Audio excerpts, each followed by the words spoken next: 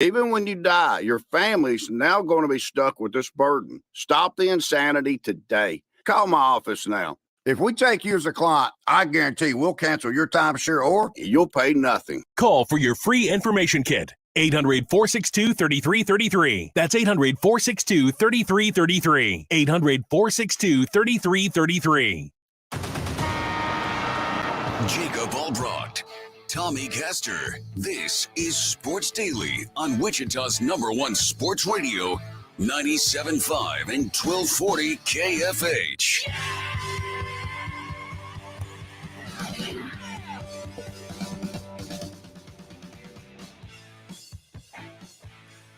All right, welcome back, everybody, to another edition of Sports Daily. Jacob Albracht, Tommy Castor, Max Power in for Jad Chambers. Paul Savage will join us in just a little bit to make some picks. We are happy to be with you today here the day after a Chiefs game. We'll have Chiefs recap. We'll look ahead to the college football weekend, the rest of the NFL weekend, the high school football Friday night with Matt Henderson of Ketchick, Kansas. Wyatt Thompson, the voice of the K-State Wildcats, joins us a little later in this hour. The IHOP hotline is open for you.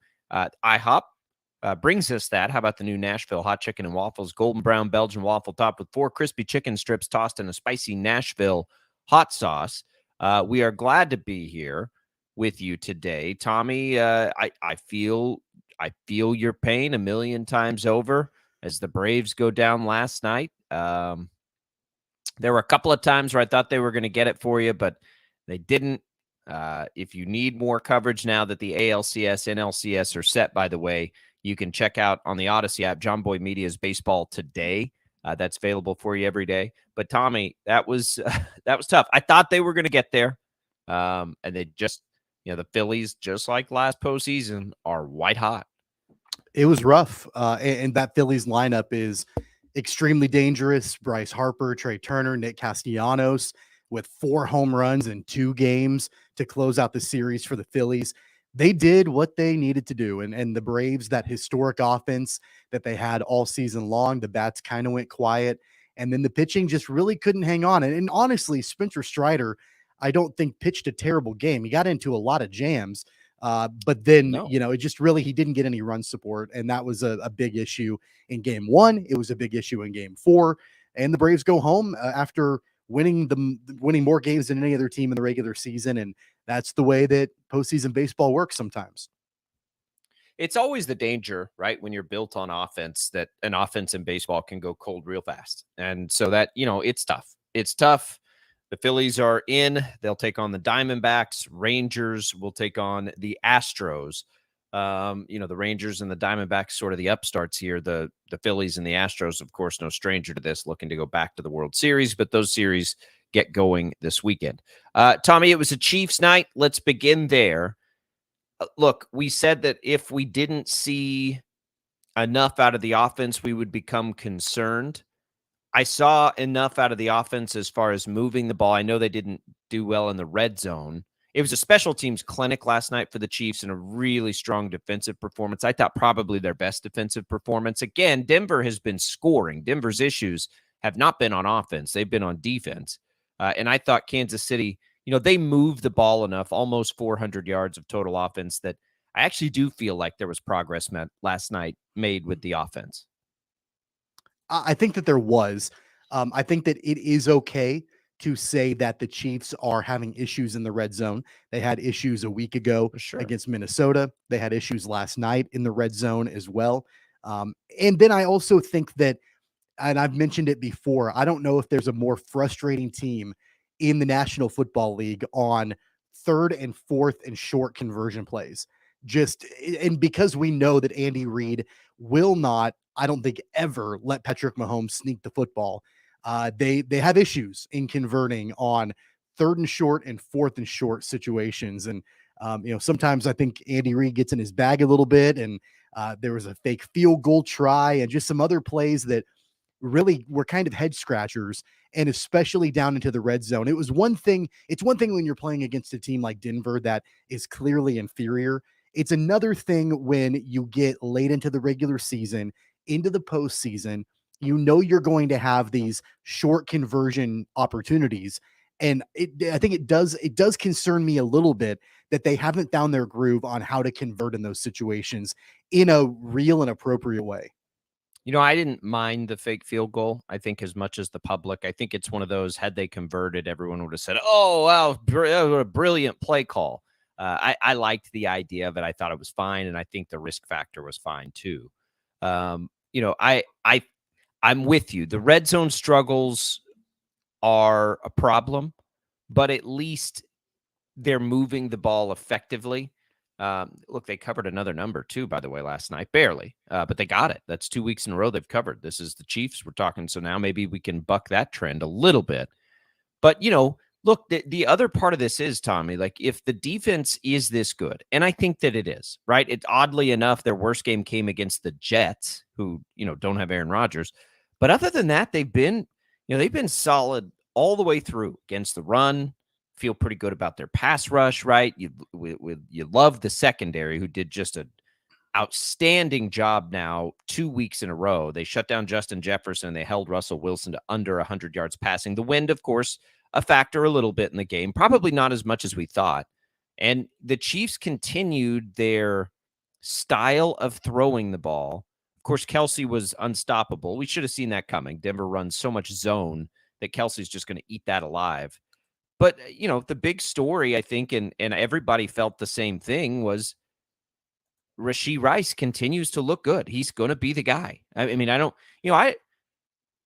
feel like he's gotten bigger, Tommy. Like it looks like he's bigger now than he was maybe in the. I don't know. That's probably not true at all. But you do, and maybe it's just a perception of the confidence. Like his run after the catch, his size is going to play in, and that's really all they need. They need one other guy over the middle, and I think it might be him. I mean, I think we're seeing clear progress each time out. He got more snaps. He rewarded the confidence with a really nice game.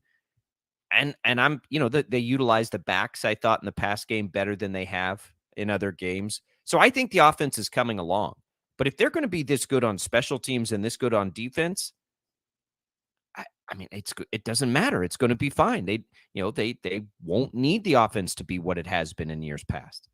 Yeah, the thing that I think is really important about Rashee Rice stepping up, getting those additional snaps, and then paying it off with some pretty decent catches is that there was the news last night that Justin Watson went down with an injury. And Andy Reid said he's got an elbow injury. It's not broken, but we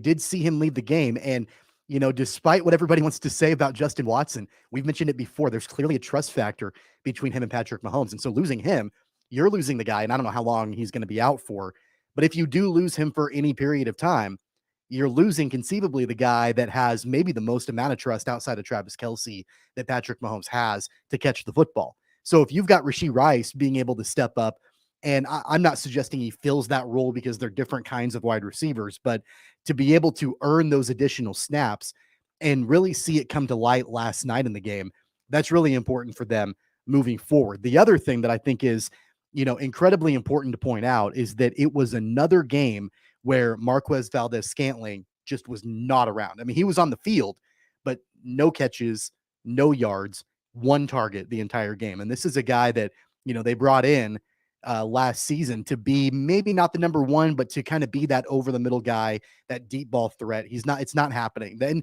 it was windy last night, all those other factors that would maybe prevent deep balls from being thrown. But we've documented the struggles of MVS. We've documented the struggles of Sky Moore. Moore had 2 catches for 22 yards. Really, Rashee Rice is someone that, while young and while really new in the NFL, has that opportunity to come in and steal targets and steal catches for the Kansas City Chiefs and be their go-to wide receiver. Yeah, look, I that's all they need. That's it. Like they literally just need one guy to step up. And that's dangerous too, because what if he got hurt? Like they need more than one guy to step up. But for this offense to start humming within each game, they do need that. I can't believe how ineffective Kadarius Toney's been. I mean, I just he had a can't touchdown believe it. catch. Had a touchdown catch last night. That's fine. That's fine. It was a designed up play. Anybody that was on that design would have been able to make that play. He got to throw the football too. I don't know if you saw that trick He actually play. threw it. Yeah, he actually threw it pretty well. But he is absolutely not anything close to what they traded for, right? Like his problem for like when I think we all want to blame Sky Moore, and he's just not been what they thought. Kadarius Toney hasn't done anything, Tommy, and he's been healthy. Like he's back. He's clear of that injury to begin the year. I don't think that's lingering. Both things can be true. Kadarius Toney is not what they traded for, and Sky Moore is not what they expected. Both things can absolutely be true. My point is, why aren't we talking about how ineffective Kadarius Toney has been?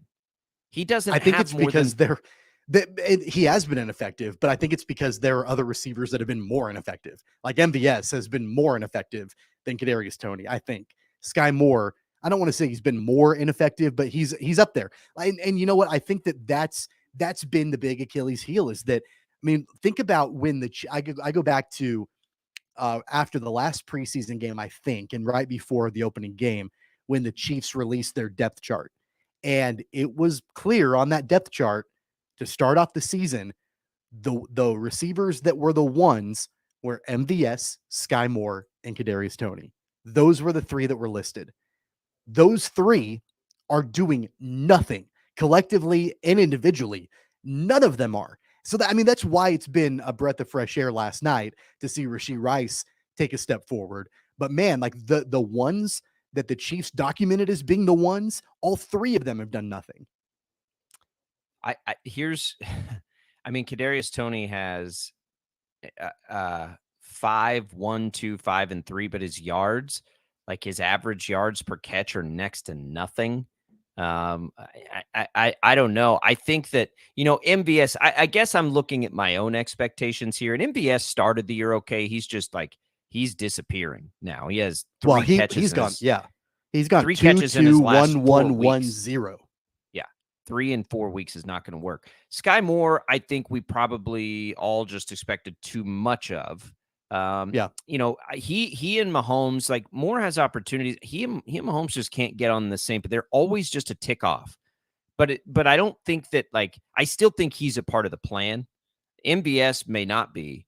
And I don't know what to make of Kadarius Toney. Kadarius Toney was supposed to be this weapon, right? Like the big issue for him was just to be on the field. And it's like, it's almost like, here's what it reminds me of is McCole Hardman. Like if it's not a trick play or some schemed up play, he's a non-factor. And I just don't, that surprises me a lot because he was supposed to be the guy that, because he's done it before. We saw it when he was a rookie with the Giants. When he was on the field, he was really good. And I don't think he's been, any sort of a problem like he's had in his past as far as like attitude or anything. Like I think he's been fine. He just has been ineffective. So here comes Rashee Rice, who we sort of thought would be the slowest going just because he was a rookie. And he looks significantly better than all of those guys. The question becomes, is that enough? Like, is it enough for just him to step up with Kelsey? Probably is, right? Because that's sort of what we saw out of Juju and Kelsey last year. But it still is very odd that neither Sky Moore or Kadarius Toney can get things going. Marquez Valdez-Scantling, look, you know how I feel. I like the player. I like the guy. Sorry, I like the guy, but I've never thought he was going to be very good here in Kansas City. Deep threat maybe, but he's not even that right now, so I don't know what he is. But the other two still don't make a lot of sense to me because those are guys that should be able to get things done after the catch and whatever. But it doesn't matter. Again, like the point of this to me, when I watched that game last night is they moved the ball just fine. Yeah, they screwed up in the red zone and messed around. You don't want to see that and continue to see that. But when I'm watching it, when Butker's doing what he's doing, when the special teams elsewhere, and they had the one bobbled punt there that didn't turn out to be anything big, but they are just killing it on special teams right now. And that defense looks as good as it does. I think even if the offense is limited this year, they're the best team in the AFC, considering all the injuries Buffalo's had on the defensive side of the ball. It's also nice to see, and you mentioned it at the beginning of talking about this, that Mahomes did utilize the running backs to catch passes more last night. Isaiah Pacheco had a good game, both running and receiving. He ran the ball 16 times, added a handful of catches. So that was good to see also for those weapons out of the backfield to be able to catch the ball. The only other thing I'll mention about the wide receivers is that I really thought after the game on Sunday against the Vikings that Justin Ross would get on the field more and that we would maybe start to see him break through. He was non-existent last night. And I thought there were a couple of really good catches he made last week against Minnesota that maybe would have earned him more time on the field. He wasn't there. So I don't know quite what to make of that, but you're right. It's good to see the special team stepping up. There were issues, as you well remember, last season. They couldn't even catch a punt hardly. And so getting a chance to, kind of see that turn around, and Harrison Butker struggled at times last season. It looks like he's fully all the way back, which is good. And then that defense. Man, that defense. And I know it's the Broncos and I know that it's Russell Wilson, but man, that defense is fun to watch. And, of course, we all know the great things that Chris Jones can do in anchoring the defense. I look forward to seeing Charles Omenihu back. He hasn't played this regular season. He'll be back next week. And I think that he'll be able to provide just another wrinkle in that defense. And man, the secondary is good. So I get it. I understand where you're coming from. They didn't score enough points for me to feel totally comfortable offensively moving forward. This just might be the way that it is for Kansas City this year. They're going to make us nervous offensively, potentially the entire year. And, we're probably going to have multiple conversations about, man, if they could only do this, or if this would maybe be improved a little bit. That just might not be the case. This just might not be the way that we see this team being built. Tommy, coming into that game, Russell Wilson had 11 touchdowns and 2 interceptions. He had more than 300 yards twice. The only once has he, the opener, he only had 177, but he put up 200 yards passing, essentially 196 on the Jets, which is what we think a great defense, right? The Denver offense has been pretty good. They have been scoring points. They, coming into that game, had 16, 33, 20, 28, 21 points. The Chiefs shut them down. I don't want to discount that just because, it's the Broncos, because the Broncos have not been a bad offensive team this year. And Russell Wilson has definitely not been bad. He's been good. And the Chiefs made them look really bad last night. And, it was interesting. I heard Chris Jones after the game, and he talked about, we knew Denver was going to want to run the ball. And Denver ran the ball effectively too, by the way. Like they rushed the ball well. I don't know why they got away from that in a close game. I can't figure that out. But the Chiefs did it, to their passing game. And they did a great job. And some terrible coaching decisions by Sean Payton. I know Andy Reid, like we talked a little bit about some of the play calling, but man, just some game management decisions that Sean Payton had. The timeout that he made before halftime that added 3 points for the Chiefs. And even Payton himself admitted it was a boneheaded mistake and that he lost track of what down it was. You can't do that. Why weren't they running the ball more? The Chiefs were struggling to stop their backs. Like and it was a close game. Like they didn't have to switch around and try and throw it that much. And the Chiefs did a good job of long sustained drives and keeping them off the field and doing all that stuff. But man, Denver was moving the ball on the ground and they were not through the air. I don't think Sean Payton is it. I don't think that. Maybe with the different quarterback. Let me say this. The quarterback wasn't good last night, but the quarterback has not been their problem. I know, but let me say this. I don't think that the marriage between Sean Payton and Russell Wilson will be a long-term one and a fruitful one. I just don't think that's going to happen. So I know that Russell Wilson hasn't been really to blame for their struggles this season. I just don't think that's a relationship that we're going to see last long-term. And I don't know who's going to go first. It might be Wilson when that contract is up. But man, if the Broncos keep losing the way that they do, at what point do you say, maybe Sean Payton's the problem? I don't know. Well, they've got 2 very expensive problems if it's, one or both of those guys. So they'll have to deal with it. It's a mess in Denver, but Kansas City looked good. Chiefs get the win. Chiefs fans, you can chime in on the IHOP hotline 869-1240. When we come back, we're going to switch to a little college football. Voice of the K-State Wildcats, Wyatt Thompson, joining us for our weekly visit ahead of what needs to be a big bounce-back game for K-State. We'll talk about it next on Sports Daily.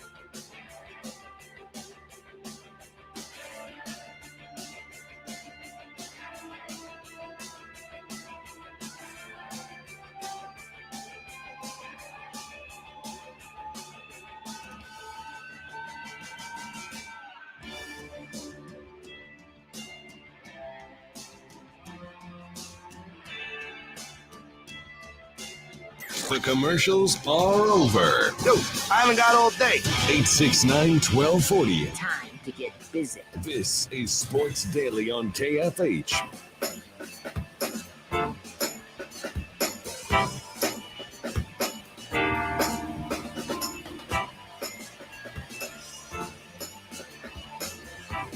All right, welcome back, everybody, to Sports Daily. Jacob Albracht, Tommy Castor here with you on this Friday edition, joined now by the voice of the K-State Wildcats, Wyatt Thompson, here for our weekly visit. Wyatt, not certainly what we thought we'd be talking about today, but coming off a loss, a very disappointing loss. They've got no time to worry about it, though, because they do technically still control their own destiny, but certainly a different feeling this Friday than last.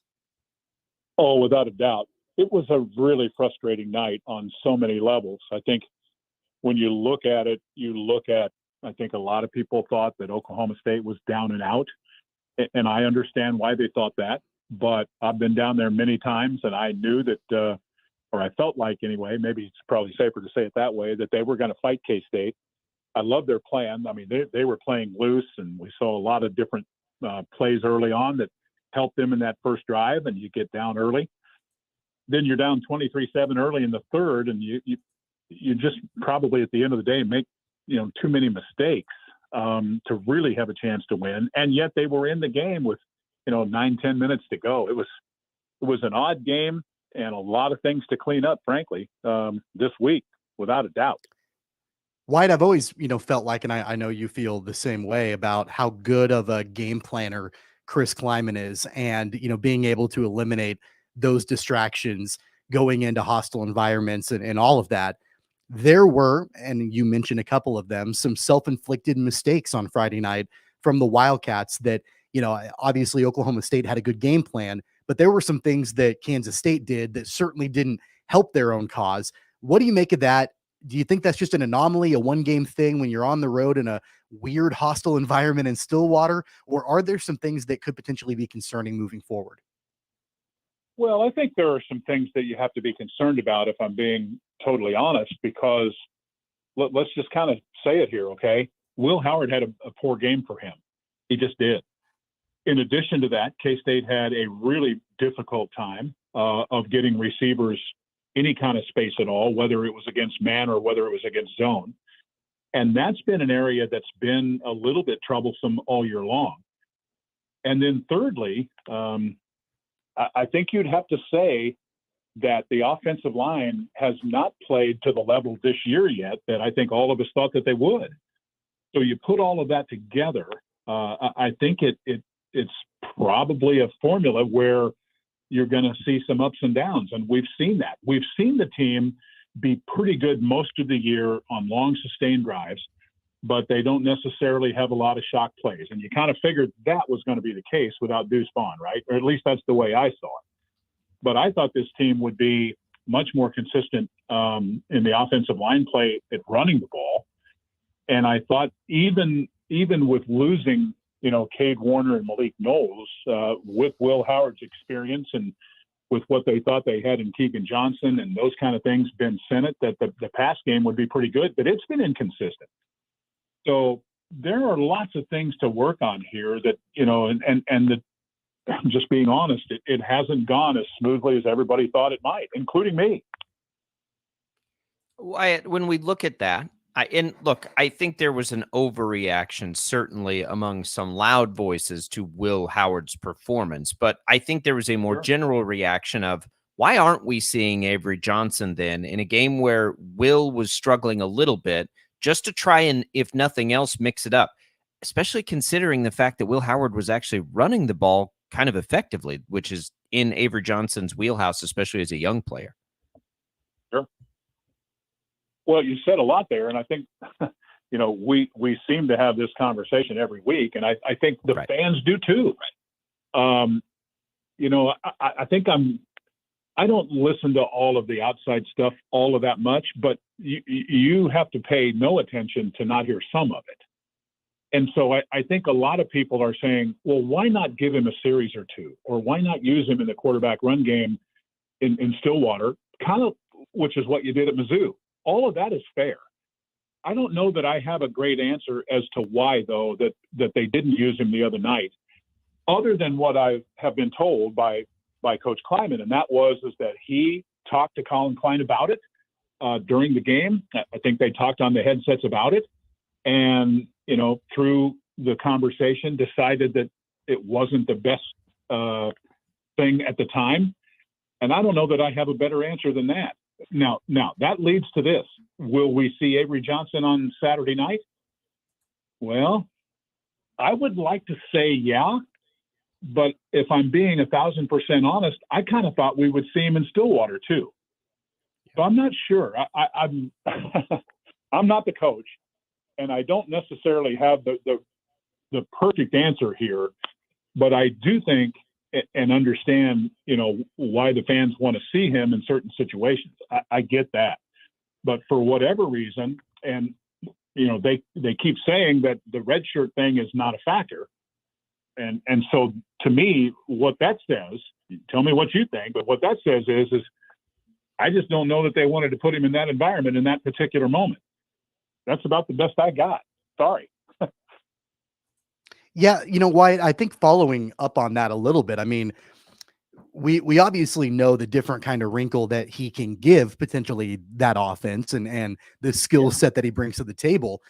I wonder, when you're talking about that kind of environment, and you've been down to Stillwater, a lot of different times, and you've been in a lot of hostile environments over the course of your career, where does the Oklahoma State experience when a team is on the road, how does that rank in the Big 12? Well, I think for them being right on top of you, it's probably the hardest place in the league, because I'm just telling you guys, I'm looking out the window of my office visiting with you right now, and I'm looking at our football field from south to north. Okay. I don't know the space between the end of the white line on the sideline to the stands, but I'll bet it's at least 3 or 4 times more than what you have in Stillwater. It seems like maybe it's 8 or 10 feet is all there is there. And that's just a guess. I've never gone down there and stepped it off or measured it or whatever. But the point is, they are right on top of you. It's loud.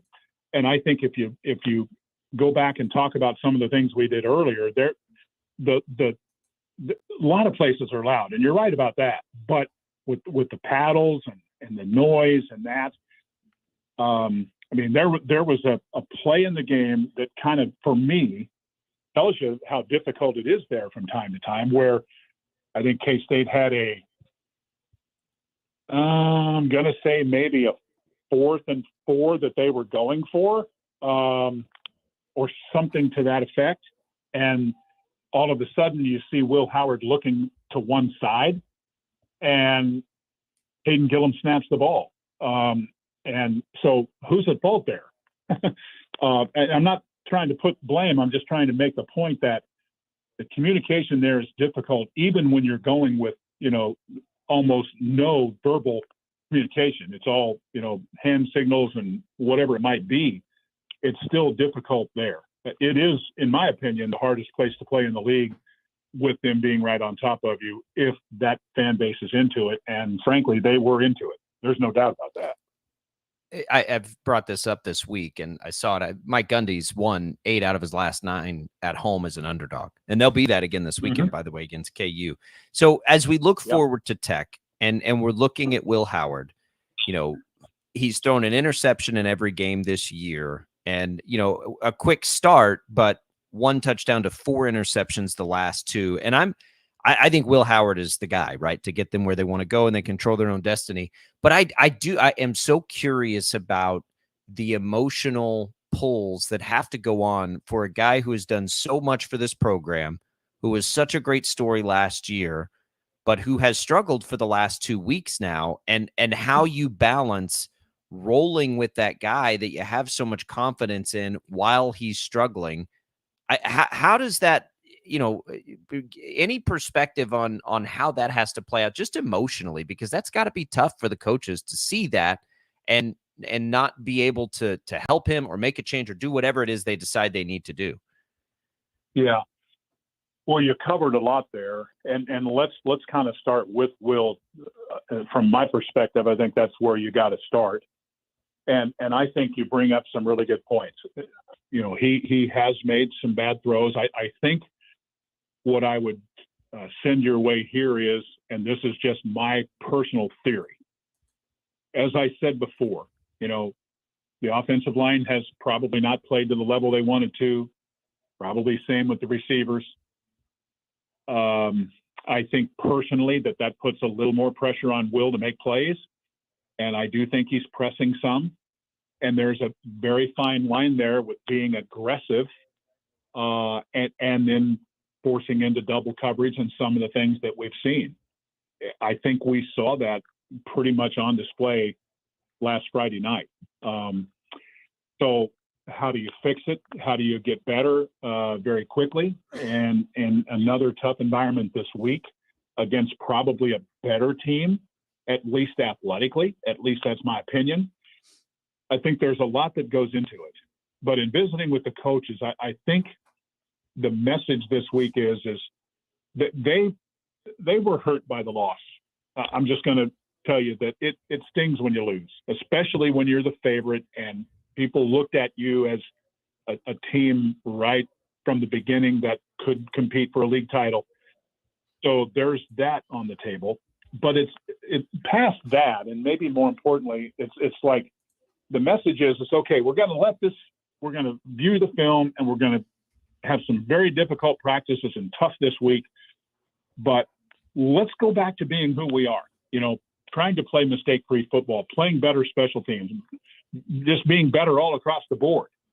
They have been hurt by turnovers. They're not forcing any turnovers, right?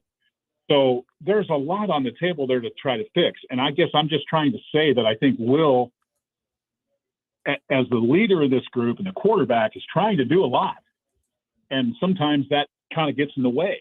I think if he goes back, takes a step back, and just, you know, do what he does, and then hope everybody else matches that, I think the results will be a little bit better. Does that make any sense at all? Yeah, no, that definitely does. Let's talk a little bit, Wyatt. Yeah. Right.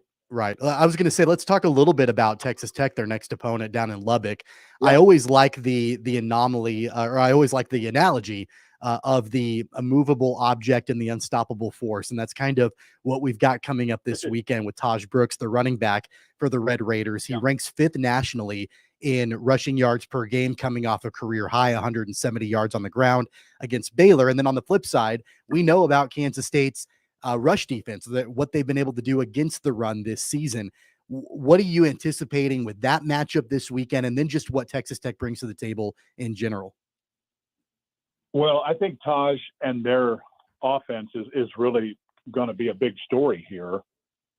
I think when you watch him, and I've watched all of their games, a couple of them twice, he's 5'10" and 235. He's very powerful, but he just the effort is what stands out.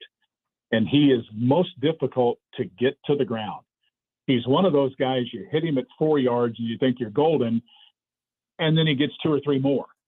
And he does that consistently down after down, whether it's getting 3 and ends up with 6, or getting 8 and then he gets 12. You see what I'm saying? He is a yard maker. He's a north and south guy. He's tough as tough can be. And I think you're going to have to really work hard to get him to the ground.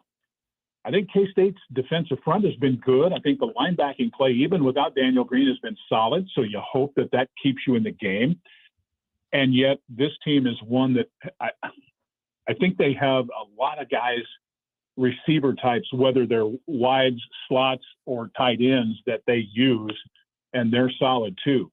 What K-State can't let happen is have them be able to sustain the running game and be able to throw it with success too. You have to be able to kind of minimize one. If you don't, it's going to probably, frankly, be a hard night. Part of that is the old adage, that Taj Brooks can't hurt you, and those other guys can't hurt you if they're on the sideline for 30 or 35 minutes. So I think K-State's got to get back to, they've got to find a way, whether it's scheme or better routes or whatever it might be, of getting the ball moved and and sustain some things and not be and do it mistake free. Maybe that's the best way to say it. A lot on the plate there for sure. Don't you think everything we've been talking about between struggles in the past, what Texas Tech does well, it feels like to me, and I could be way off on this, it feels like to me this is a game Kansas State's got to run the ball and run it a lot and run the ball to keep Tech from running the ball. I think that's got to be the game plan, is to just to possess the ball, get K-State's run game to help Will Howard, to help that defense, and to keep those guys off the field. Yeah, I'm in 100% agreement with that, but with one addition. I think if you fairly look at K-State's offense to this part of the season, you would probably say up until last week's game that their strength was throwing the ball. Would you say that's accurate or no?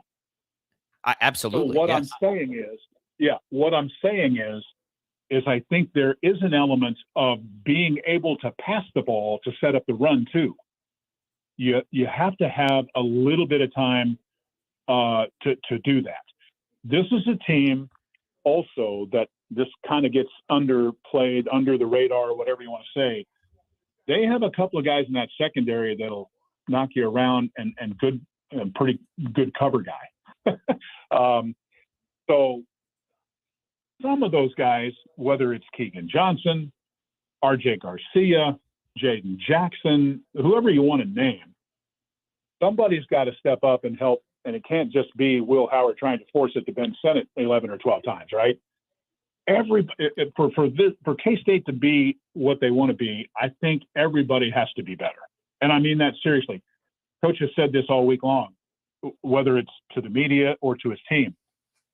Guys, it's 11 against 11. Our 11 guys have to work in unison and be good. And I think if they can get to that, then they've got a shot. I hope that's the case. Yeah, time will tell. It's a night game again, so we'll see. Lubbock is also a really rowdy and difficult place to play, and the stakes couldn't be higher for this season for K-State. All right, Wyatt, what do you guys have coming up on the broadcast here on the K-State Radio Network? Well, I'm excited about kind of what's going on this week. I'm really, again, I'm going to be repetitive here and say this. We're going to break down this Texas Tech team quite a bit, because I think we haven't talked about this so much, but I do think this needs to be said. And I know you're asking about the game and all of that, but I got to be honest and say there's one or two things about Tech that they kind of find a way to keep you in it once in a while with mistakes of their own. And I hope that's the case. I just wanted to get that out there because I think they're well coached. I think they have a good team. And yet, if you look at they were up 17-0 in Laramie and lost. Okay. They were up against Oregon at home, had things going in their way, and lost. This is not a dominant team, I think they're a good team, and they'll be especially good at home. Okay. Thanks for letting me get that off my chest. In terms of the pregame, we're going to highlight a couple of guys who I really, really like a lot. One is Marquis Siegel, our new safety from North Dakota State. He's playing probably better than anybody in the secondary right now. And you can say the corners are this and that, and that's true. The safety play has been pretty good. So I'm excited for Marquis. And then the other guy I wanted to talk to, because he has such a big part in the leadership of our team and in special teams, which I think will be a key, because, and watch this too, Tech is good in special teams, have one of the best punters as an example in the country. Seth Porter, he's been around here 6 years, really good young man. And so we'll preview those. We'll have previews with those guys. Of course, you'll hear from Coach Kleiman, coordinators. This is a big game for us, man. Easily. I mean, if you get this one and you got two at home before you go to Texas, people are going to feel a little bit better than they do today. It's all there right in front of them still to reach a Big 12 championship game. That's what's crazy. As bad as that loss was, it's right there. All right, Wyatt, we will listen in this weekend. The game starts at 7. You've got plenty of pregame coverage coming. A home of K-State athletics right here on KFH. We appreciate it, Wyatt. Good luck. Safe travels down there. You bet, guys. Nice talking to you. Have a good one. There goes Wyatt Thompson. If you missed anything, K-State fans, you can go back and get a listen there at the kfhradio.com or for free on the Odyssey app. Tommy and I will come back. We'll wrap up hour number 1. We'll get into some picks next hour, some high school football, plenty to come on a jam-packed Friday. That IHOP hotline is back open, 869-1240. We'll be right back.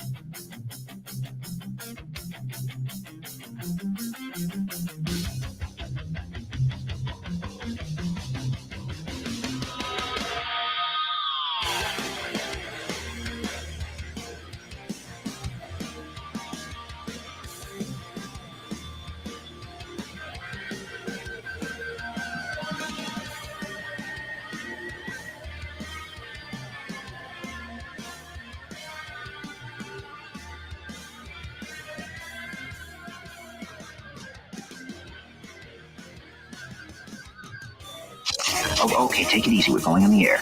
This is Sports Daily on KFH.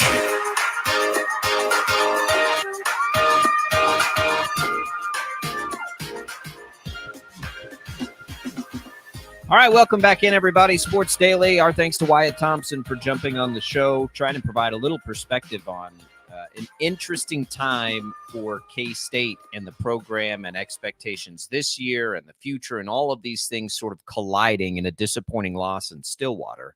A chance for redemption, though, with a tough road contest here against Texas Tech, a school that probably feels equally desperate and disappointed thus far in their season. Tech is a 1.5-point favorite in that game. We will pick it coming up in just a little bit with Paul Savage. Tommy, Frank Clark is released by the Broncos. The natural connection there would be that, he could potentially come back to the Chiefs. But I would say this, do the Chiefs need Frank Clark right now? I don't think they need him for their defense, but I do think that, he's been, by all accounts, a good locker room guy, can be a leader for the young guy. I mean, remember what he did, and it was well documented, how he helped George Karlaftis last season. He could potentially do the same for like Felix Anudike-Uzomah. There are some other reasons why they might want to have Frank Clark in that locker room. Bring him in, put him on ice until playoffs start, get playoff right. I don't know. I don't think there's a big need. I'll be curious to see how that plays out. 869-1240 on the IHOP hotline. Paul Savage joins us next. We're going to make some picks, sure to fail. Tommy took that to heart last week. We'll talk about it next on Sports Daily.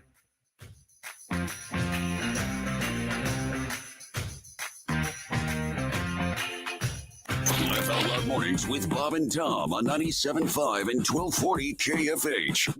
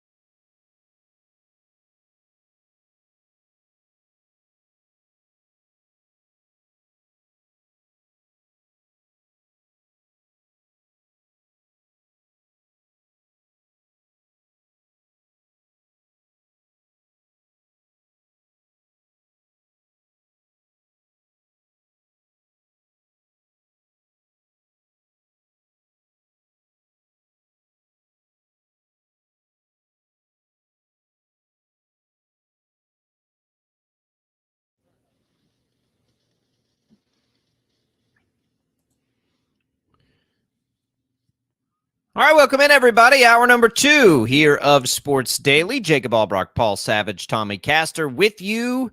Hour number 2s of Fridays start with picks, and we call them picks sure to fail. You know, that's sort of just like a cheeky thing we say, Tommy. We're not actually trying to do that, but Tommy pulled it off. Tommy pulled off, for the first time in the history of picks, at least since I've been on Sports Daily, the first 0-10 week of all time. Congratulations, Tommy. That's awesome. I'll tell you what. Thank you. I've never been so proud of you as I am right now. Thanks. Look, I mentioned this on Monday when Jacob was giving me a hard time about it. I'm actually doing the listeners a service because now you know that anything I pick is going to be wrong. So the listener should pick exactly the opposite from me. If you go 5-5, you're not helping anybody out. 0-10. I mean, I feel like I'm doing a really good service here. There you go. Yeah. You know, that's okay. And do the opposite. By the way, Jacob, I think I've been on most of all the football picks over the course of time. And you're right. This is the first. I mean, even before you, nobody went. Oh, Lord. Nobody ever went 0-10. But here's what I'm going to do. You guys know I'm a magnanimous individual. So, Tommy, here's what I'm going to do for you today. I'm going to make my picks with one hand tied behind my back. I appreciate that. You're a gracious competitor. We could just go the opposite of whatever Tommy picks today, I guess. Well, I guess that's a good point, Jacob. I do want to point out, by the way, that it got to the point, and we were texting about it all weekend.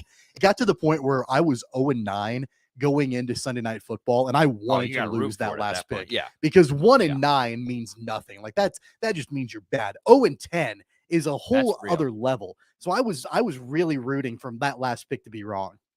Well, I agree with you on that. Well, and the irony is you could go 10-0 this week. I mean, come on now. I mean, we're giving you we're giving you a hard time, but you know, who the heck knows? I mean, for guys' sakes, who the heck knows? I mean, you think Jacob or I have some sort of insight that you don't have, for guys' sake? Well, I mean, come on now.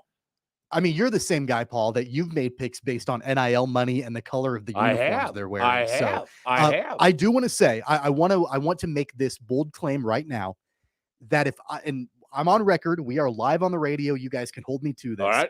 If I go 0-10 again this weekend, I'm done picking for the rest of the year. You guys can do the segment. I will bow out. No. If I go 0-10 2 weeks in a row, I had to remove myself from the competition. Oh, so is that the chances of that are about as good as going 10-0. Well, so, you know, probably not. Right. Probably not much to worry about there. Right. So the results last week, Paul went 6-4. I went 5-5. We're kind of hanging in there neck and neck. I think we're one game of separation, Paul. And Tommy, certainly this early in the year, not out of it, is 9 games behind you, Paul. So I sent you guys the games. We're going to get into this. We'll start in college with probably the game of the week. Oregon taking on Washington. Washington getting 3 points at home. Paul, you led the way last week. You can lead us off today. What do you have in this one? This, to me, and you guys may say, Savage, you're nuts. To me, this is the toughest game to pick. I'm really struggling with this game. I really don't have a feel for this. And because I don't have a feel for this, I sometimes think to myself, well, who's the home team? Washington's the home team. So for that matter, I mean, you got a Heisman in the mix with a really good football team in Oregon. I mean, there's a lot of things to consider. I'm going to go ahead and take Washington, and the only reason that I'm taking them is they're the home team. All right, Washington at home. I'll go next here. I'm actually going to take Oregon. I think Oregon's better. That's all it is for me. I just think Oregon's a better team. They're getting 3 points in a game of this magnitude. I'll take the Ducks. Tommy, what do you think? It's a coin flip game. You know, of course, Washington gets they're laying 3 points at home. So really, it's just that home field advantage is the only reason why the point spread is where it is. It's a coin flip. Michael Penix Jr. is so much fun to watch, and he might be the favorite as of right now to win the Heisman. I know there are a couple of other guys around him. Caleb Williams is one of them, but I like Michael Penix a lot. That being said, though, I love Dan Lanning, and I love what Oregon is doing right now this season. And considering that they're getting 3 points, Jacob, I'm going to join you. I'll take the Ducks, and I'll take the 3 points. There you go, Jacob. That ought to make you feel good. Yeah, that makes me feel great. Miami and UNC here. By the way, Paul, you mentioned these games. That was your hard. I think all of these games are really hard this week. I don't like this is a tough slate, especially in college. Miami and UNC, boy, the Hurricanes. Woo! You talk about a mistake at the end of a game and the implications of it. They've got to now go on the road. They take on North Carolina. North Carolina is favored by 3. I think Miami will respond. I do. I'm going to take the points again here. And it is sort of we'll see what kind of gumption this team has based on how they react to what happened last week with a really poor call at the end of the game on the sideline. But I'll take the points here again. I'll take Miami. Tommy? It's really hard for a team to bounce back from such an epic fail like Miami had a week ago against Georgia Tech. That was one of the craziest things that I've seen ever in watching college football.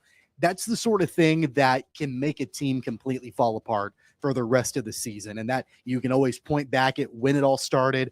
And that could very well be the moment for Miami when the season fell apart. On the other side, Mac Brown is salty, man. Like, he's been around a long time. He knows what he's doing in his second stint in Chapel Hill with North Carolina. Give me North Carolina. I'll lay the 3.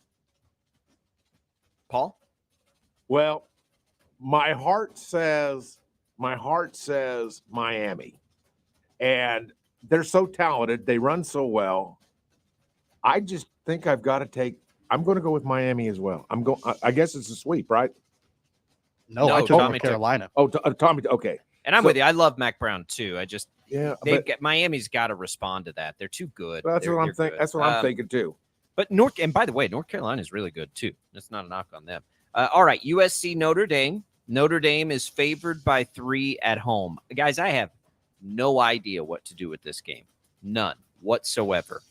It's like, do we look at this as Notre Dame's going to have a better time on offense because USC can't play a lick of defense, or can Notre Dame keep up with USC's high-powered offense?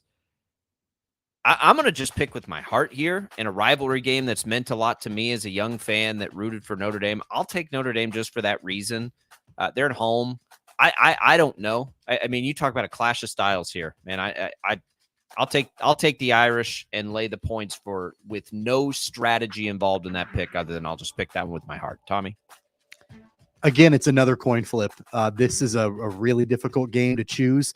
And again, Notre Dame is laying 3 points at home with that home field advantage. So it really is, again, a coin flip between these two teams. It's a classic case of two teams in the top 25 that have won games, but also have had moments where they looked just utterly bad. Like both teams have at times throughout the season.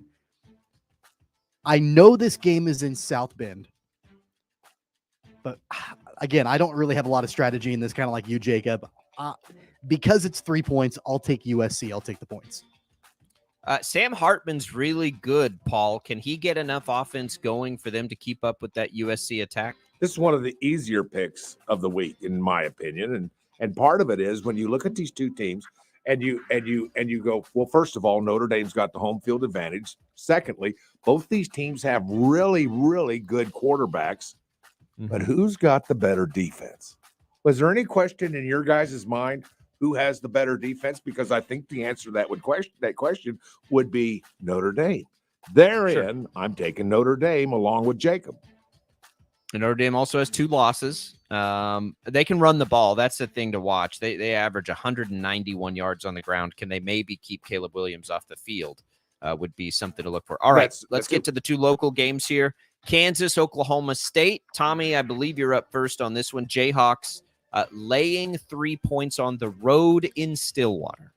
The Jayhawks can get bowl eligible for the second year in a row with a victory tomorrow on the road in Stillwater. And just like a year ago, Jason Bean started the game in Lawrence against Oklahoma State when the Jayhawks won and they became bowl eligible a year ago. He could do it again, this time in Stillwater. They had a great recipe, the Jayhawks did a week ago against UCF, in running the football down UCF's throat. Between Devin Neal and Daniel Highshaw, they are probably the best 1-2 punch in running the football, not only in the Big 12, but one of the best nationally. I know that Oklahoma State beat Kansas State a week ago at home. I think the Jayhawks are going to be too much, though, for Mike Gundy's Cowboys. I'll take the Jayhawks and I'll lay the points. What do you think, Paul? Who is Oklahoma State? I don't know. I don't know what football team this is. I don't know if this is a good team, a mediocre team, or a poor team, because they show it all, don't they? That's who they are. I do not know who this team is, but I do know this. KU's not bad. KU's now is running the ball, and I was really impressed with UCF, that win over them last week. That was a good win, fellas. I mean, and I'm fairly familiar with UCF, so I'm going to go with KU because I don't know who Oklahoma State is. I'm going to just go back to one. I don't expect Jalen Daniels to play, right?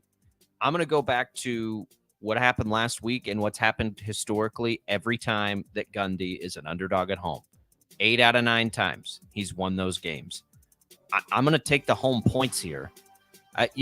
Kansas is going to have to play well, and they're going to have to run the ball, and they're going to do all these things. They basically have to play like they played last week, but history tells me to take Oklahoma State here. I don't like it. I don't want to, but maybe Kansas can win within the number. It's just really hard for me to pick Kansas without Jalen Daniels. That's what it comes down to in general. I'm not saying in this game, just in general terms, picking Kansas games when Jalen Daniels doesn't play is hard for me to do. So I'm really actually very excited to see this game. I think this is an intriguing game. Kansas has a lot on the line, and hopefully they can get down there and learn from K-State's mistakes a week ago. Speaking of K-State, they are dogs this week in Lubbock. Texas Tech favored by 1.5. Paul, I believe you're up first. Can the Cats bounce back and get a win in Lubbock? Well, that's a good question because I was stunned, literally stunned at that game last week that they lost. And it was amazing to me to watch that game. Watched a good chunk of that game. And it was amazing to me in the fashion that they did end up losing that game. Texas Tech, I'm still not sure if they're good, if they're mediocre. I think they're a good football team. They're favored in this case. I think the fact that they're favored at home is the fact that Kansas State played so poor the week before. But I have confidence in this coaching staff that they'll bounce back, get the ship righted. In other words, get those kids refocused with new purpose. You know something? Kansas State is too good for me not to pick them against Texas Tech because I don't have any confidence in Texas Tech. All right, I think I'm up next. I'm going to take a bounce back for K-State too. I think K-State's they have to bounce back. They have to bounce back and respond. And the team is too good not to. And it is a tough ask to go back on the road again this week. But I think they'll respond. I'll take the Cats and I'll take the 1.5. Tommy? It's a really, really tempting island. It really is to take Texas Tech at home. I just don't think I can. I think I'm going to join you guys and make it a clean sweep with the Wildcats. I'm with you, Jacob. I think that they bounce back. Chris Kleiman is too good of a coach to allow this team to be complacent a second week in a row. I think that they head to Lubbock. I think they get the win, but I mean, at the bare minimum, I think they cover that 1.5 number. Yeah, it could be. Both of the games this weekend are just, they just feel pretty dang big to me. KU to keep the momentum, K-State to get back in the race. All right, let's go to the NFL now. We'll start with Colts Jaguars. I was intrigued by this one. Jags are 4-point favorites at home.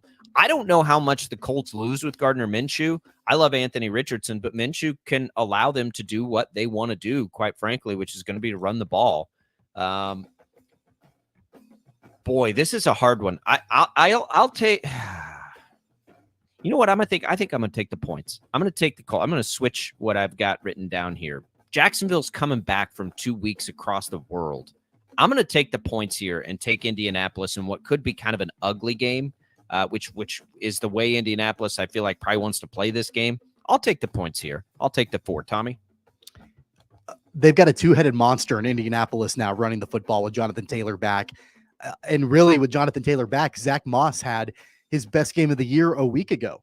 That being said, though, the Jags were pretty impressive there a couple of weeks in London. especially a week ago against Buffalo. I know they're coming back to America now, but they're taking on a Colts team without Anthony Richardson. The Jags have an opportunity to flex a little bit within their division. I'm going to take the Jaguars and I'll lay the points. All right. You've got a chance to break the tie here, Paul. What do you think? Well, I like the ability of the Colts to run the football, and for that fact alone, that's just enough to go ahead for me to take the Colts. All right. Okay. All right. Tommy There you go, gets Tommy. another island. There you go, Tommy. That's good news for us, maybe, Paul. All right. Seahawks and Bengals -2.5. This is another one that I think is really interesting. I think it has an opportunity to be a sweep here. Tommy, you can start us off. Bengals are the home favorite, 2.5 points. You know, it was good to see the Bengals bounce back a week ago. They desperately needed that game a week ago, and that connection, it looks like, is all the way back between Joe Burrow and Jamar Chase from a week ago. The Seahawks, you know, they're out there and dangerous when they have the right matchup and all of that. But considering this game is in Cincinnati, you know, I don't know if the Bengals are all the way back yet, but they certainly needed that game a week ago. I think they continue it on. I'm going to take Cincinnati and I'll lay the points.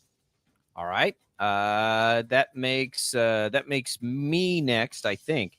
So I'll do the same. You know, Cincinnati, this feels like history repeating itself, where they start slow and then just get on a tear and then become a real betting value like in the middle of the season.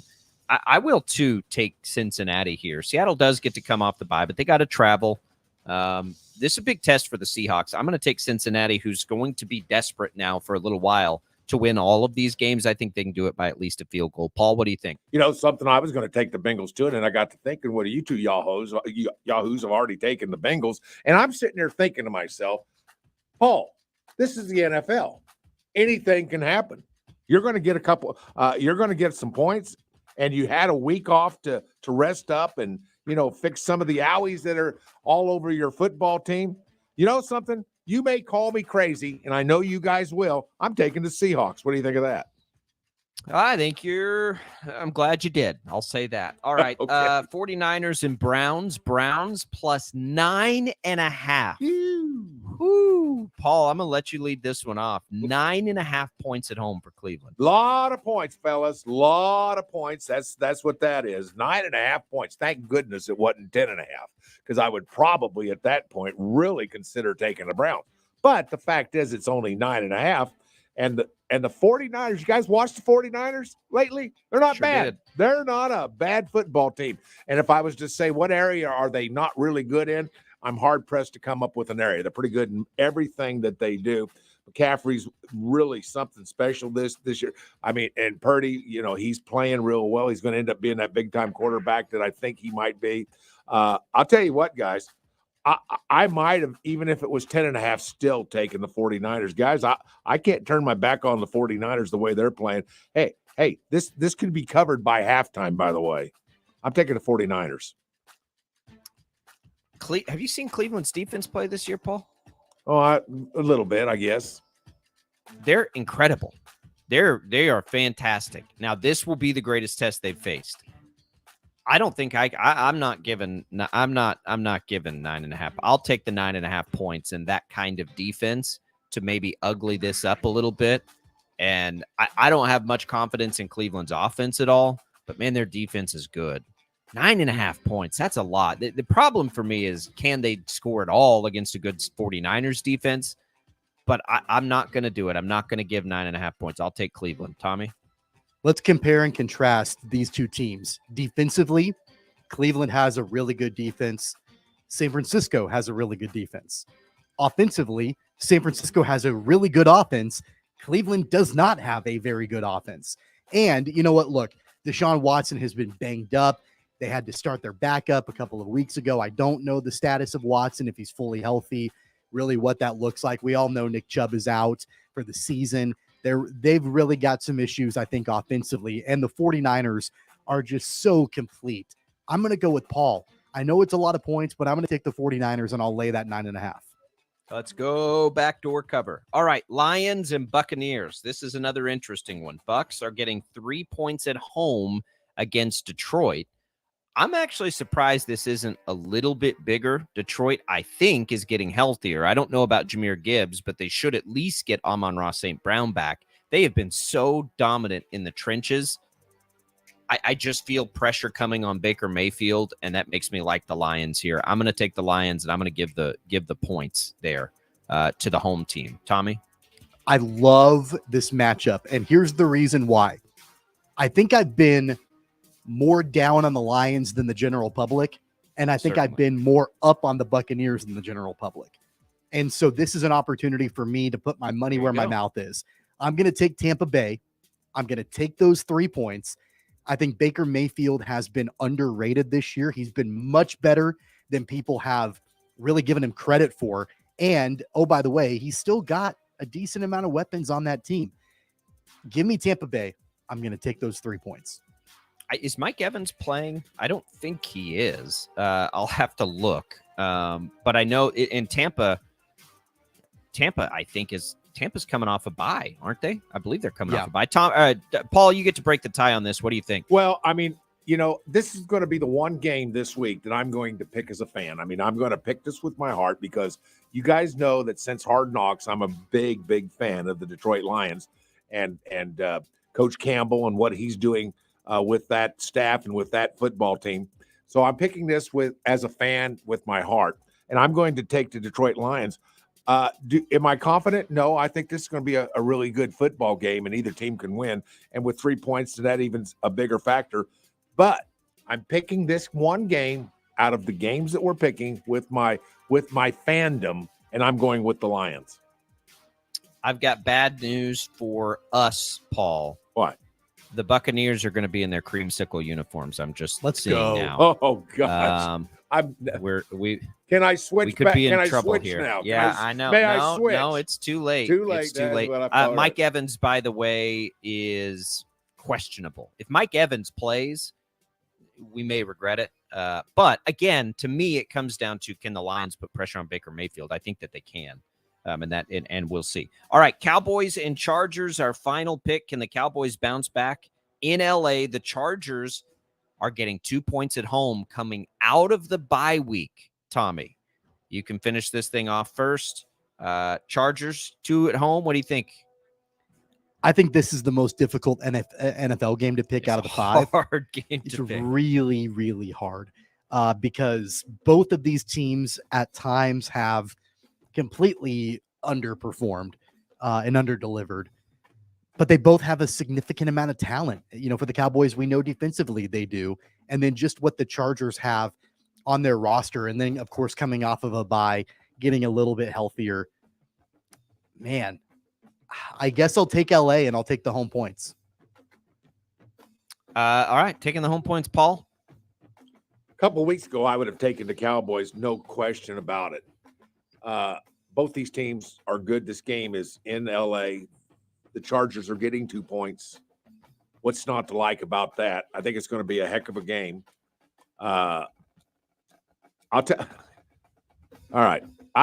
I'm gonna take the Cow. I've stuck with the Cowboys. I'll take the Cowboys. I don't know why. I just about was ready to take the Chargers. I don't know if you could tell that I was what I was going to do, but I was going to take the Chargers. I can't do it. I'm going to take the Cowboys. Look, I think I'm with you guys in this being one of the more difficult games of the week. It is. The Cowboys are difficult to predict because they lay eggs all the time. All the time. Which they did against San Francisco. But when they don't lay eggs, they're really good. I'm going to take the Cowboys here just because it feels like it's really hard to think about what they're going to do. And after it looked so bad last week, they do have a chance. I think this game's going to be really, really close, and I hate giving the points here. I'll take with hesitation the Cowboys. I think they're going to score. Both teams will score quite a bit in this game. I think it's going to be high scoring for sure, but I'll take the Cowboys very, very reluctantly in this one. And what I think will be, at least, if nothing else, a pretty entertaining Monday Night Football game. All right, that's it for picks. We've got Paul. You've got them written down, right? I've got them all written down, ready to go. We'll get him to Jad. Jad will tally those up. Tommy certainly won't go 0-10 again, I don't think. But we'll see how that plays itself out. All right, we're going to take a quick break. Max will get Matt Henderson on the line, and we'll take a look at the high school football week. We are almost to the playoffs, fellas. So we'll take a look at a couple of the interesting games today on the high school slate next on Sports Daily.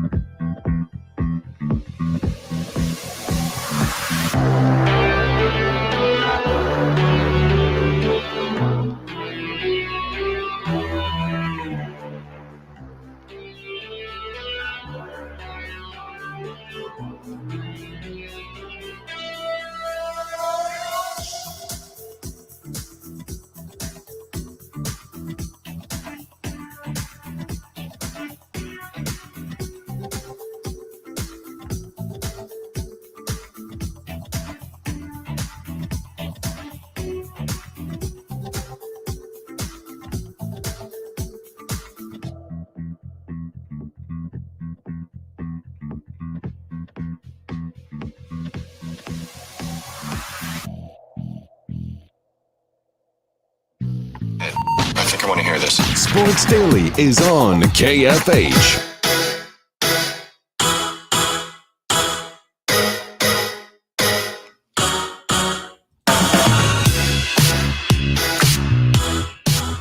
All right, welcome back, everybody. Sports Daily here on KFH. Glad to be with you on this Friday edition. It is Friday. It is a high school football Friday as we enter week 7 of 8 in the regular season, fellas. Just 2 more of these to go before we get to the postseason.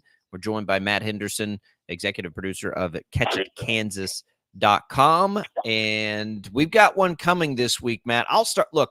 This is not, I'll be honest, my favorite slate this week. What am I missing? What are some of the good ones today? Because, we've had some real obvious ones in past weeks. I don't know that they're the obvious ones this week. I think there's a couple really big ones, at least in the metro area. Andale and Cheney district championship, both undefeated, and then May South Derby tonight should be a lot of fun. Those would be your 2 headliners, but yeah, outside of that, little lesser slate for week 7, but a lot to look forward to with the season ending next week. Matt, it's been a fun story this entire season with what's been going on with Goddard Eisenhower. And I know that, we've talked about it a few different times during this interview from week to week, but they've got an opportunity to do something in really the short period of time that they've had a football program this week against Salina South. I just wonder, like, for people that maybe haven't followed that program, they've only been around for just over a decade. How big has this been for what Eisenhower is trying to accomplish? I think it's huge for them. It really kind of cements them as like a power player within the AVCTL, within the metro area. Because, you said it, it's like their first year as a school is 2011, first year that they co-op that year, first year full playing as a full, just as the school themselves is 2012. And their most wins in a season is 7. They have twice made it to the to sub-state. Both of those were big playoff runs they had, and one of those years they were 7-5, the other they were 5-7. So this year, a win tonight, Salina South is winless, so that should happen. That'll put them at 7-0. So they'll tie the school record for wins in a season this year, and then that leads them right into next week's game, the rivalry game with Goddard. Goddard's a very good team this year too. That'll be one of the most hyped matchups we get next week. So yeah, big season for the Tigers, and we'll see if they're able to really truly compete when it comes to playoff time. You brought up as one of the the best games in the area for the evening tonight is Cheney and Andale. These are 2 teams. By the way, Cheney is 6-0. They are really good. They've only allowed 21 points to be scored on them in 6 games, the first 6 games, and blowing everybody out at this point, 40, 50, 60-0, 70-0 in one occasion. This is a really good football. Talk a little about Cheney. And then, if you don't mind, would you break down, does Cheney have a chance against Andale? I'm not so sure they do, even as good as they are. Break that game down for me. Yeah, Cheney, they're you go back to week 1, you're just talking about the points they gave up. That first game of the year was when they were able to flip from last year against Kingman.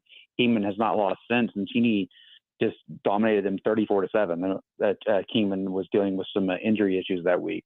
But either way, you're looking at that Cheney team, like that defense, like you just mentioned, is out there. But their 2 best players come on offense. Their quarterback, Josh Burdrick, their receiver, Jackson Both. He's headed to New Mexico State next year. So they have the talent there.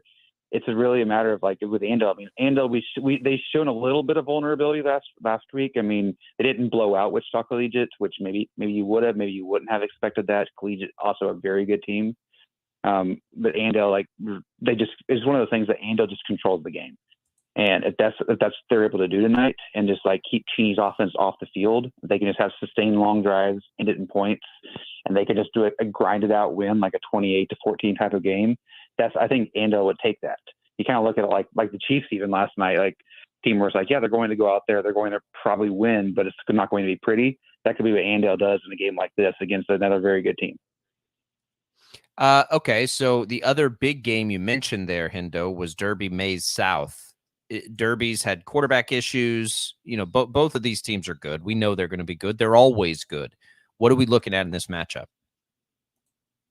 Looking to see how Derby how Derby starts this. So last week, Derby, they're going through some quarterback issues. Braxton Clark went down with an injury against Hutch a few weeks ago. So they've settled on Easton Splain, a junior. He played the entire game last week. Struggled to start the game. Mays jumped out to a 21-7 lead on them. Derby then scores 28 and answered to go ahead and get the win, still win by 2 touchdowns. But Mays South is a team that I don't think you can afford to do that against early, because if you give Mays South a lead, I don't think they're going to give it up. And we saw that last week against they shut out that same Mays team 47-0 a couple weeks ago. Last week, Goddard came in with the same record of them, both at 4-1, and Mays South just shut them down. They were double them up 42-21. So this is one of those that I think you'll look at it, maybe give Derby the advantage because they are the home team and they have all that talent that is still there. But Mays South is a team that can easily, I would not be just shocked in the least if Mays South went to Derby and won that game. I want to go down to the 8-man ranks a little bit here with you, Matt. So I remember us having a conversation last season. We were talking about South Sumner and their program. And of course, 8-man football in the Wichita Metro doesn't get a ton of attention just because of all the major programs that are around here. But you don't have to go that far away from Wichita where you get some really fun 8-man football. And South Sumner is one of those programs that, they're pretty brand new with the combination of a couple of different districts. And then they've got, I guess what, maybe is developing into a rivalry with Central Alberta. You've got a couple of really fun programs there. And I know that matchup isn't until next weekend between those two programs, but I don't know if I'm missing any other programs in the 8-man ranks around this area that are fun to watch. I'd love for you to highlight maybe those two programs and if there are any others around the area. Yeah, South Sumner, they are a team that I think surprised a lot of people because they had one of the top 8-man quarterbacks in the state, Keandre Smith, graduate last year. And they've just gone out this year and just kept that going. They've only lost, so that consolidation of Caldwell and South Haven, they've only lost one game since they did that. And that was a playoff game last year to Chase County. And so they're excellent team. So, and you mentioned Central Burden, they're also 6-0 this year. They have a couple big wins to their name. That'll be a district championship most likely next week. But Argonia Attica, another team down there this year, they're still a team to watch.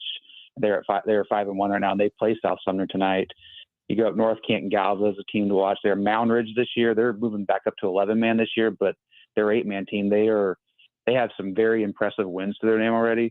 And they're a team that's, just maybe north of the metro area, one to really watch in their final year of 8-man if they could go out there and make a run. But really, you're looking at a couple of teams that are just outside the area, like Linden, like Wichita County, then Axtell in Division II, that are the 8-man powers and the teams to beat still.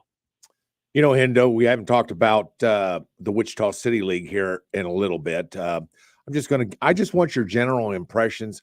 The Wichita City League as it stands today. Where is it? How does it rank amongst the other teams and other leagues? Where is the Wichita City League at this very moment, in your opinion? I still think Capon is the best team in 5A right now. I have them at number 1 in our poll, and just ahead of Mill Valley, which we'll see how that goes. Mill Valley, a big game. Capon, a big game out east today. They play at St. James, who's a perennial 4A power, just kind of having a down season at 1-5. I think Capon, you have to look as the top dog there. That win over East looking better and better, but obviously they have the loss to Northwest, so you're probably looking at a 3-way tie at the top there. Wichita Heights tonight is a big test for them because you look at a paper, you see that 5-1 record. It's a matter of, is that a true strong 5-1? Is that a misleading 5-1? They've beat up on the bottom of the City League the last 4 weeks, and Bishop Carroll is kind of that middle team too. That's their 4 losses are to 4 very good teams, but they haven't exactly been competitive, except for the first half against Capon last week. So if Heights can go out there and beat Carroll tonight and prove to 6-1, they have a real chance to improve their standing heading into the playoffs. That's the one thing I'm really watching for. But yeah, I would say at the top, Capon, East, Northwest, easily among the best in Kansas. And it's fun too, because you've got all 3 that have got aspirations to really deep postseason runs and something special. All right, Matt, we appreciate it. You can find the Catch It Kansas work, of course, at catchitkansas.com. There's the free Catch It Kansas app, and you can see highlights and reaction to all the big games tonight on the Catch It Kansas show. That's 10:35 on the KSCW, and you'll see plenty of it inside the newscast at 9 and 10 on 12 News as well. Matt, good shooting tonight, and let's get another good high school football Friday in the books. Yep. Thanks, guys. There goes Matt Henderson. All right, the three of us will come back, and we can dig into really anything we want here on the final full segment of a Friday. Maybe a little Chiefs here as we continue to react to their game over the weekend. Some other thoughts on the NFL week coming up, perhaps. We'll get into all of it. Tommy, I'll try to avoid the Major League Baseball playoffs for you. Thank you. I appreciate that. Yes. We'll do that. Right. All right, 869-1240. Your calls. We do have time for those. We'll be right back.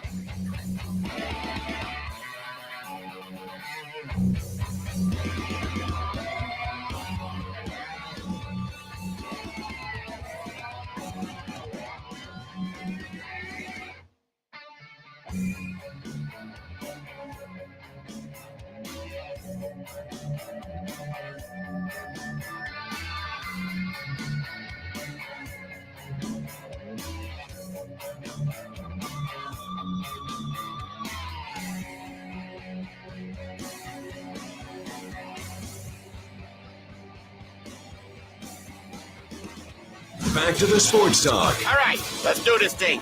Go! Sports Daily is on KFH.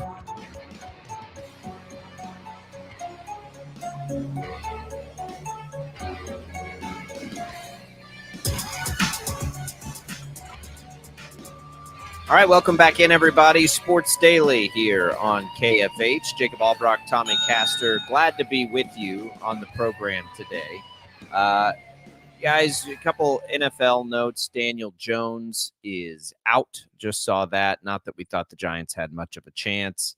A lot of chatter today about Russell Wilson's contract. And I want to go back to the Chiefs game last night. Russell Wilson has looked so much better this year than the beginning of last year, and he didn't look that bad at the end of last year. Like, he played a bad game last night. There's no question. But Denver's problems are not Russell Wilson right now. I mean, they're just not, Tommy. Like, he's been okay this year. Is he worth the contract? No, of course not, because they weren't in a position when they gave it to him to be competitive enough for it to make the difference. But if I'm looking at the long list of issues in Denver, Russell Wilson's not at the top of that list. He's not at the top of the list, but he's on the list. He's on the list, sure. He's on the list only sure. because of his contract amount, and Well, nobody thinks they're going to be very good. Not only because of his contract. I mean, his play, even when you're considering it's been better this season than last, it's still not great. I mean, it's fine. He was the third best rated passer in the NFL going into that game. He had 11 touchdowns and one interception. But they're not winning games. And I'm not saying that's his fault necessarily, but I mean, I think that there are countless examples of great quarterback play overcoming other issues. And that really hasn't necessarily been the case, even though he's had a decent passer rating going into last night's game. You can't overcome the 32nd ranked defense in football if you're the quarterback. I'm not trying to say that Russell Wilson is the problem, but he's a problem. There are a myriad of problems in Denver. He's one of them, and he's been one of them since he came to Denver with the contract that kind of weighs them down. And so I think that the quarterback play certainly is not what they need it to be able to overcome the other issues they've got. That's the problem, and it's a big contract. But again, like, even if we go back to last year, you know, you could sort of begin to see it right there at the very end of the year. It got better, but then this year, like, he's been fine. And I just look at this, and if we're trying to, like, is it, because we always say, right, is it Belichick or is it Brady? Is it what? Like, I think that Sean Payton has done a terrible job off and on the field since he's been in Denver. I think that they grossly misplayed their hand on how good they were when they went and got Russell Wilson. That's the bigger issue. Russell Wilson's play has been okay. So what, are you going to cut him now and take $85 million dead hit when you're trying to? Well, I mean, that's what's being thrown around because they can save money long-term by doing it. But if you're trying to rebuild, I don't know. Like, I don't mind the thought, if I'm Denver, of breaking it down and trying to collect picks. And if you're going to be in the mix, you could, even if you take Caleb Williams, you can still do that and have Russell Wilson on the roster. I don't know that nobody's going to trade for Russell Wilson. Even then, I still think you got to eat the money, Paul. But if Denver is in tear down mode, does it make sense to tear down with Russell Wilson and take the big old cap hit to do it? Or do you just put guys out on the trade block and see what sticks? I think you start taking a look at this coaching staff, because what you guys are saying, Jacob, you kind of touched on it about a minute ago, and that is when you delve into coaching. This is all about coaching, fellas. That's what this is all about. Something is wrong on that coaching staff. Now, what it is, I don't know. I don't think it's the head coach. I certainly don't believe that. And, of course, his record, speaks for itself. I mean, we're okay there. But there is something wrong on this coaching staff. And I don't know what it is, but you look at what they do, and I really don't have a problem with the way they line up and all that. I don't have those kind of problems, but there's something wrong. I can't put my finger on it. I can't, and I should be able to put my finger on what's wrong with this coaching staff, but there's something wrong. That's where that's where this all begins and ends. And it's going to be up to the head coach to get these changes or whatever it takes to get this situation fixed. But these players have no confidence in this coaching staff. There are so many different things. And you mentioned the coaching staff. I mean, the fact that Nathaniel Hackett was buried when he was ran out of town. And, Sean Payton just runs his mouth about Nathaniel Hackett. That certainly hasn't helped. It's been weird to me all season long that you have a defensive coordinator that was formerly the head coach just a few seasons ago of the team, and now he's the defensive coordinator. Like, that doesn't happen in the NFL. You've got Vance Joseph, who one time was the Broncos head coach. Now he's not, but he's still on the coaching staff. That's kind of bizarre. I think that there's one other scenario here, and we talked about different things like, can they trade Russell Wilson? Probably not. If they cut him, there's a big-time cap hit. You know what? You look at the situation with Patrick Mahomes in Kansas City and how he's worked with the front office on his contract to make it better for the entire team. Russell Wilson can do the same thing, right? Like that contract is not etched in stone. He can sit down with the front office and say, look, like, we need to find a way to get better players around me. So let's restructure my contract to make that work. And he hasn't done so since he's been in Denver. Like, that contract he's held on to, and it's really hamstrung the organization, and it's going to long term. Yeah, I think here's the reality. It's possible that both Nathaniel Hackett did a terrible job and Sean Payton's doing a terrible job. Those things can both be true, and I think that they are. I think Hackett did a terrible job last year. Sean Payton has not done any better.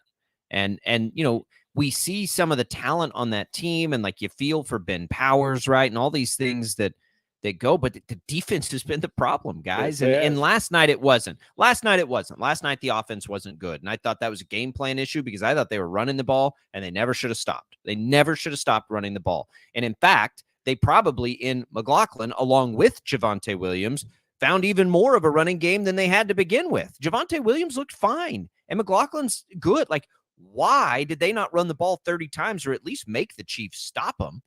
But they didn't. And to me, that's coaching again.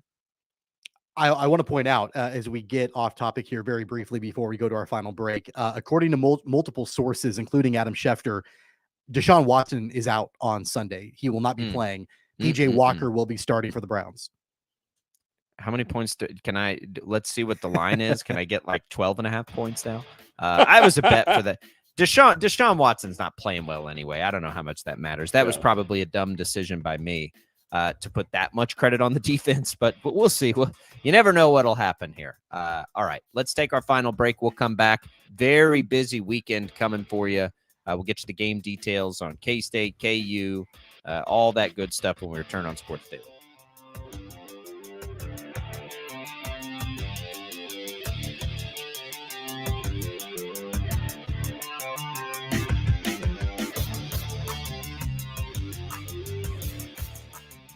My serve. The choices we make affect the moments we live. That's why who you choose for health insurance doesn't really matter until you really need it. With Medicare Advantage from Blue Cross.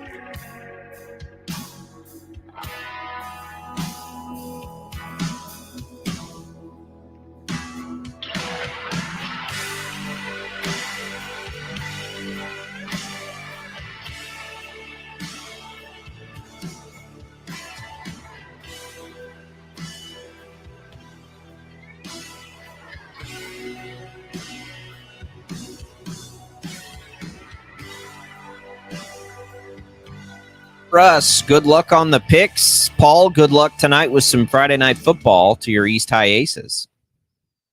Tonight. All right, Tommy. No 0-10 this weekend, huh? I'm going to do my best. Fingers crossed. All right, everybody. Rangers play Sunday. Let's all root against the Astros. Just going to throw that in there. You've got K-State football coming up this weekend, of course, home of the Wildcats right here. You'll have NFL coverage, all kinds of good stuff coming for you on the networks. If you missed anything, go back and listen, kfhradio.com. Thanks to Max for filling in this week. For Tommy, for Paul, I'm Jacob. We'll see you Monday.